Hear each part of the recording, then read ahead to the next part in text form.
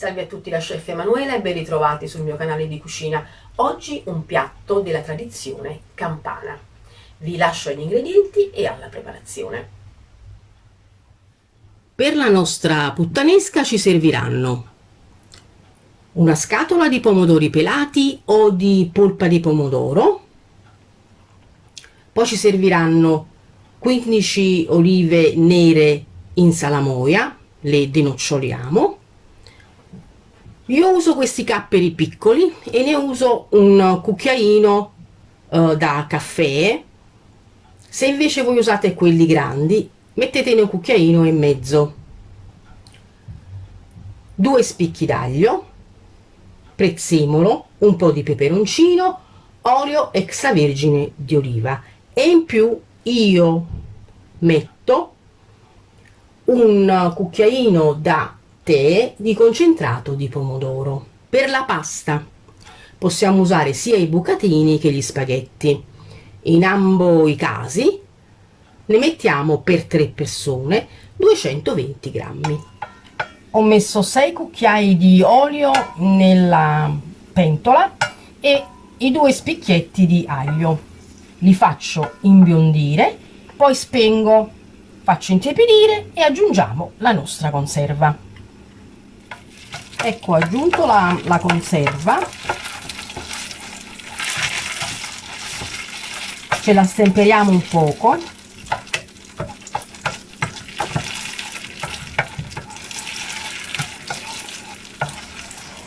Se mettete l'acciuga, quindi la fate, la puttanesca alla romana, dovete aggiungerla adesso e la stemperate insieme al concentrato, o se non mettete il concentrato, che vi ho detto è una cosa della mia famiglia, mettete, quando l'aglio si è leggermente dorato, spegnete l'olio, fate leggermente intiepidire, ci mettete l'acciuga e la stemperate. Adesso possiamo mettere anche il nostro o pelato o pezzettoni. Ho aggiunto anche il pomodoro pelato, l'ho rotto un poco e l'ho messo dentro. Saliamo, ma veramente pochissimo, perché quello che metteremo, quindi i capperi, le olive, sono sapide. Facciamo insaporire un poco e poi aggiungeremo capperi e olive.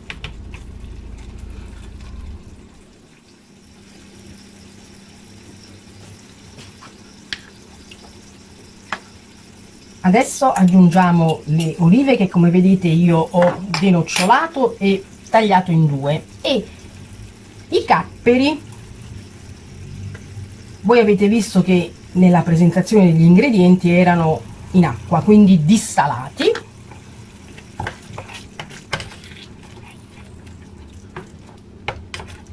L'aglio per adesso ce lo lasciamo. Io il peperoncino non l'ho messo, ma se lo mettete lo dovete mettere quando mettete o l'acciuga e la conserva, o solo l'acciuga o solo la conserva. Metto un goccino di acqua, giusto per farlo insaporire. Adesso facciamo cuocere un altro poco e controlleremo di sale come va. Il prezzemolo va alla fine. Ecco qui, dopo un 3-4 minuti ho aggiunto anche il prezzemolo e adesso spegniamo. Rimaniamo l'aglio. Nel momento in cui dobbiamo unire la nostra pasta lo leviamo.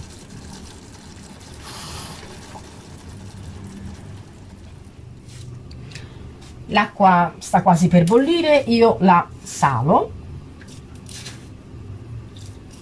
aspetto che ritorni il bollore e poi mettiamo la nostra pasta. Ora caliamo la nostra pasta e adesso la facciamo cuocere come è scritto sulla vostra confezione, 1 minuto in meno, in modo che poi la ripassiamo nel nostro sughetto.